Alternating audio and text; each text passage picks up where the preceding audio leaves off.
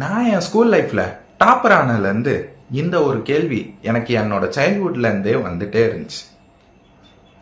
நாம டாப்பர் ஆயிட்டோம் எப்படியோ, பட் அதே மாதிரி இந்த ஆவரேஜ் ஸ்டூடெண்ட்ஸ் எல்லாருமே உண்மையாவே டாப்பர் ஆக முடியுமா?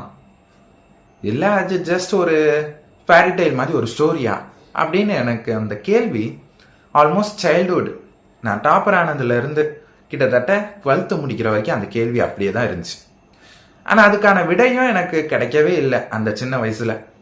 அண்ட் நாட்கள் போக ஆரம்பிச்சது, வருஷம் போச்சு, ஆனால் அந்த கேள்வி மட்டும் அப்படியே என் மைண்டுக்குள்ள நின்றுட்டே இருந்துச்சு. இதுக்கு ஏதாவது ஒரு சொல்யூஷன் கண்டுபிடிச்சே ஆகணுமே அப்படின்னு யோசிச்சேன். பட் சம்ஹவ் 12th முடிக்கிறப்ப, அதுவும் இந்த 2026 பப்ளிக் டிஎன் ஸ்டேட் போர்டு எழுதுனதுக்கு அப்புறமா எனக்கு அந்த பதில் கிடைச்ச மாதிரி நான் ஃபீல் பண்ணேன். பட் அந்த பதிலை நான் எப்படி வெளியே சொல்றப்ப தெரியவே இல்லை.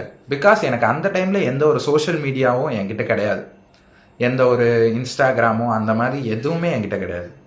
But now I have one. Ya, நீங்கள் என்னோட யூடியூப் சேனலை இப்போ கரெக்டாக பார்த்துக்கிட்டு இருக்கீங்க. ஸோ ஒரு சோஷியல் மீடியா வச்சு எவ்வளவோ விஷயம் பண்ணலாம்ல, அதே மாதிரி இந்த இடத்துல உண்மையான ரியாலிட்டி என்ன, அந்த சொல்யூஷன் என்னன்றதை கம்ப்ளீட்டாக நான் சொல்ல போகிறேன். இதை ஒரு சில பேர் கேட்டு ஷாக்காக கூட இருக்கலாம்.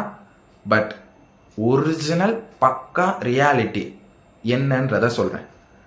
ஏன் ஆவரேஜ் ஸ்டூடெண்ட்ஸால் இவ்வளோ நாள் ஆகியுமே அவங்களால டாப்பர் ஆக முடியல, அவங்க பண்ணக்கூடிய அந்த பிக்கஸ்ட் மிஸ்டேக் என்ன, ஆனால் அந்த பிக்கஸ்ட் மிஸ்டேக்கை சால்வ் பண்ண முடியுமா அப்படின்றத பற்றி இந்த வீடியோவில் பக்கா தெளிவாக நான் சொல்கிறேன். ஸோ நான் உங்கள் கிரீஷ், இது உங்கள் GI mind set channel. So டேரக்டாக நான் சொல்லிடுறேன், அந்த பிக்கஸ்ட் மிஸ்டேக் ஆவரேஜ் ஸ்டூடெண்ட்ஸ் பண்ணுறது என்னது தெரியுமா?